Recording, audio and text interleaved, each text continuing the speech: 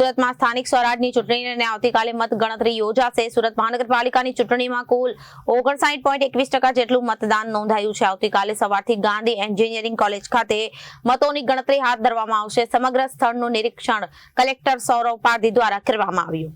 સુરતમાં સ્થાનિક સ્વરાજની ચૂંટણીને લઈને આવતીકાલે મતગણતરી યોજાશે। સુરત મહાનગરપાલિકાની ચૂંટણીમાં કુલ 59.21% જેટલું મતદાન નોંધાયું છે। આવતીકાલે સવારથી ગાંધી એન્જિનિયરિંગ કોલેજ ખાતે મતોની ગણતરી હાથ ધરવામાં આવશે। કુલ 10 રિટર્નિંગ ઓફિસરની દેખરેખ હેઠળ આ સમગ્ર મત ગણતરી પ્રક્રિયા પૂર્ણ કરવામાં આવશે। દરેક રિટર્નિંગ ઓફિસર 3 વોર્ડની જવાબદારી સોંપાઈ છે, જેનાથી કુલ 30 વોર્ડની ગણતરી ઝડપથી પૂર્ણ થશે। ઈવીએમ મશીનોને સ્ટ્રોંગ રૂમમાં સુરક્ષિત રાખવામાં આવ્યા છે। કેન્દ્ર પર પૂરતો પોલીસ બંદોબસ્ત ગોઠવી દેવાયો છે। મત ગણતરી માટે ખાસ બે અલગ-અલગ બિલ્ડિંગમાં તમામ વ્યવસ્થા ઊભી કરવામાં આવી છે। મીડિયા કર્મીઓ, ચૂંટણી એજન્ટો અને મત ગણતરી એજન્ટો માટે બેઠક વ્યવસ્થા કરાઈ છે।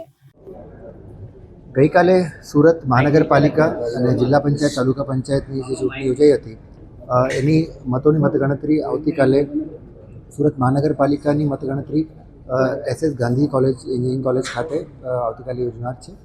આની જે બધી જ વ્યવસ્થાઓ છે એટલે ગઈકાલે જ્યારે ઓલ્ડ EVM આપણે આવ્યા એમને આપણે અહીંયા કાઉન્ટિંગ સેન્ટરમાં અને જે સ્ટ્રોંગ રૂમ છે એમાં આપણે મુકાઈ દીધું છે અને પૂરતું બંદોબસ્ત પણ અહીંયા મૂકી દીધું છે।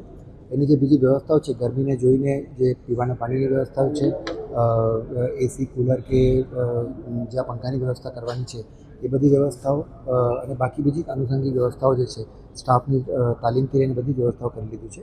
આશરે ઓલમોસ્ટ 2000થી ઉપરનું ફક્ત કાઉન્ટિંગનો જે સ્ટાફ છે એમાં હાજર રહેવાના છે અને 10 રિટર્નિંગ ઓફિસર વાઇઝ 3 વોર્ડ જેને વેચેલા છે એમાં 30 વોર્ડની મતગણતરી આવતીકાલે સવારે યોજવાની છે। Bureau report, Janadesh news.